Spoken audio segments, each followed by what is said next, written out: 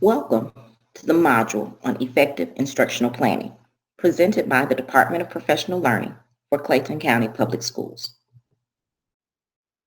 Our learning target for this module is that I can use the STARTS framework and gradual release model to develop an effective plan for instruction. When planning for instruction, we always want to begin by thinking about our planning. We'll begin with the STARTS framework. Then we will deconstruct standards, create meaningful learning targets, and plan for vocabulary, content instruction, and assessment strategies. The acronym STARTS stands for students, time, assessment, resources, teaching techniques, and standards. For the S, students, this is where you make sure that you know your students based on their data and specific instructional needs. With time, you should understand how much time you have to teach the lesson. You need to look at pacing guides and the sequencing in order to understand whether or not you have enough time, need more time, or require less time. Assessments should be ongoing. They should be formative and summative. This should provide the accurate and reliable information that you need to understand where students are and where they are going in their learning. The resources that you use should be specific to students' needs.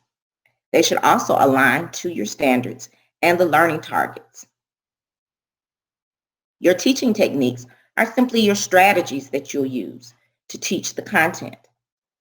You need to make sure that these are best practices that are based on evidence, that they address your students' needs, their skill levels, their readiness levels, and will provide opportunities for growth and academic success.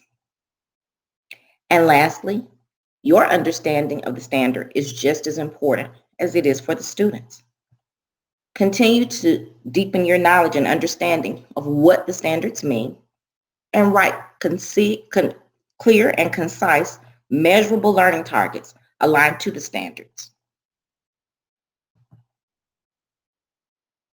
Developing the instructional plan. Using a lesson plan template will help guide you on what students need to learn, how you will teach it, and how that learning will be measured. The type of template that you use will depend on your building, your content, and/or your grade level. We have an example of a common template that is used in the district in our module resources. Now, when we look at the standards, we have to be able to create meaningful learning targets. So step one of that process is to perform a close read of that standard. Step two is to determine what is the key vocabulary, and we'll break that down into tiers 2 and 3. And step 3 is to develop the learning targets. When you perform a close read of the standard, you should make sure that you have all of your resources handy, your curriculum guides, any guidance documents, or any notes, and ask yourself some of these important questions. How is this standard relevant to this course and to my students' lives? What are the big ideas for this standard? What is its intent? What role do the elements play? How do they connect to the standard? What should my students already know when I begin to teach this content? And what might be some of those common misconceptions that students may have regarding this content? In step 2, you want to examine the language of the standard. Look at the vocabulary words. Use guiding questions to determine what key vocabulary your students need to know. And then take those vocabulary terms and break them down into tiers 2 and 3. When we look at tiered vocabulary, there are essentially 3 tiers. Tier 1 are those everyday familiar words. We typically don't have to teach those, but sometimes it may require a review, as some students may not know the meanings of some of these more common words. Tier 2 words are high frequency words. You can find them in many content areas and in many contexts. They may be cross-curricular, and they may have multiple meanings. Tier 3 words are those terms that are very domain and content specific, the high-level academic vocabulary. Tier 2 is typically where we spend a good deal of time with our students focusing on those terms. As we move into Tier 3, we usually use those terms and teach them in a more contextual setting. With Tier 2 words, that can be those words that are cognitive skills. They may be connecting words, or again, words that have multiple meanings. We usually don't teach those explicitly. Students may recognize the terms, but they may not fully understand how to apply those terms or the skills to the content. Some examples of those words are listed here.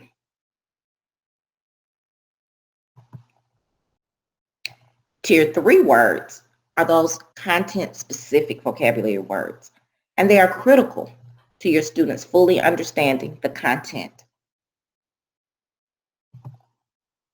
This is an example of a social studies standard. You'll see that the Tier 2 words are your cognitive skills and your connecting words. The cognitive skill terms are highlighted in red, and the connecting words are highlighted in green.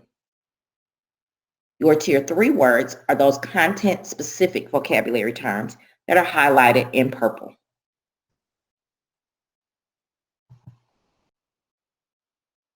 Next, we move into creating the learning targets. So now that we've looked at the standard and we've broken it down, we need to determine what should our students know and be able to do. With the learning targets, you want to develop I can statements that are specific to your students' needs. They explain what they should know and be able to do based on 4 categories: knowledge, reasoning, skill, and product. When we look at those 4 categories, these are some examples of words or terms that you can use to begin writing those learning targets. Your knowledge, of course, basic information, outright facts, reasoning, mental processes, decision-making, higher order thinking. Skills, something they should be able to perform or do. And product is some type of final product or presentation, something students have to create. Now that we have established our vocabulary terms, deconstructed the standard, and created our learning targets, what strategies will we use to teach our students? And now we know that we have to be prepared to teach our students both virtually and face-to-face. One of the first things you want to do is you need to understand, where are my students? What do they already know? What are their areas of strengths and what are their areas of weakness? So you can do this by performing a pre-assessment. This gives you a list of some ideas of pre-assessment strategies that you can use to determine where your students are, and you can use the data from the pre-assessment to differentiate for students and use it to drive your instructional planning. So what is differentiation? It's simply a way of thinking about teaching and learning. It is a source for modifying and adjusting curriculum based on student readiness, by their interests, and their learning preferences, and it is driven by data. We want to make sure that we are always thinking of how we can maximize learning for all students, and differentiation can happen at any stage of the learning process. You can differentiate through the content, through the process, or through the product. And you can use student readiness, their interests, or their learning style as a source of differentiation as well. Now, the model called gradual release of responsibility is one of the premier models that we use here in Clayton County. It involves several steps. First, you start with direct explanation, followed by modeling, then guided practice with feedback, independent practice, and lastly, assessment and review. This model represents the gradual release of responsibility framework. You start off with the focus of the lesson, and this is the part that is most of the teacher's responsibility. This is the I do it, followed by guided instruction, which is we do it, collaborative guided instruction, which is you do it together, and lastly, independent instruction, which is you do it alone. And as you can see from the diagram, the responsibility is slowly released down to the student having the majority of the responsibility in their learning. We'll begin with the opening under direct explanation. So you want to start off with some type of warm-up or sponge activity, something to activate student learning. You want to make sure that you state the standards and what the desired outcomes for those standards are for students. You give them their learning targets, what they should know and be able to do. You explain the why. You make real-world connections for students. You also tell them how they will be assessed. And you may also want to give them an agenda to let them know what they can expect for the day. In stage 2, this is the modeling. During this time, students are focused on you. You're modeling for them what to do and how to do it. This is where you may go over vocabulary. You can use think alouds to demonstrate a thought process. You can use oral models. You want to make sure that you limit your language and speak clearly to students so that they understand. You're also monitoring and checking for engagement and comprehension of the information. You can also ask students questions during this time to make sure they're following along and understanding what you're modeling. For the vocabulary piece, as you're modeling vocabulary, you need to ask what are the key words that the student should know, and how will I model effective word learning strategies? And we have some examples of some of those strategies for teaching vocabulary. Stage 3 is your guided practice. We do together. This should align in parallel to what you modeled for your students. But this gives an opportunity for the students to now, after they've watched, now they can do it along with you. This is typically whole group. Students may ask questions, and you provide feedback and probe their thinking. You can also address any misconceptions or misunderstandings during this time. If you are using the guided practice time for students to work and you walk around, you want to listen for participation and academic discourse. You can assess student mastery by using several strategies, including a choral response. Now, with the continuing of guided practice, now you are releasing a little bit more, and it is you do together. This is the collaborative piece. This allows for students to discuss and practice what they've been working on.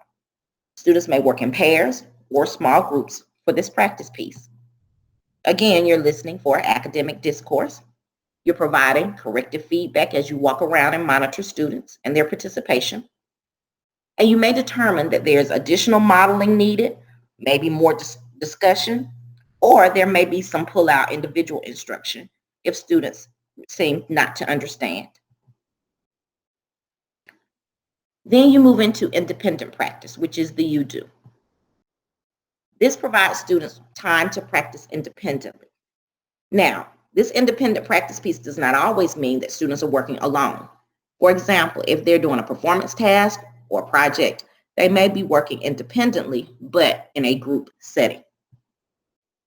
The practice should again parallel the skill that you've modeled, and you also want to circulate and monitor students and assist if needed.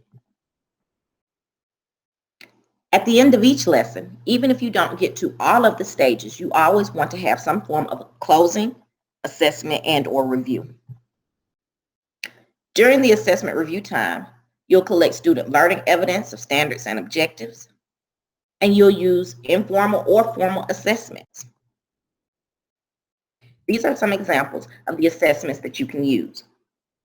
But you always want to close every lesson, even if it's at a midpoint, because you need to understand where students are before moving on to the next lesson. This will again help guide your instruction and determine if you need to do any further teaching, reteaching, or any interventions or remediation.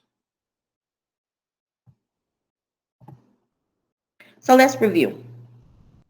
When planning for effective instruction, we want to think about our planning first by using the STARTS framework. You always want to review and understand your standards, deconstruct them so that you can create meaningful learning targets, and then you're going to plan your strategies that you will use to teach vocabulary, content, and to assess student understanding. This concludes the module on effective instructional planning. I hope this helps you. And if you'll please go to the link here and complete the class evaluation. Thank you.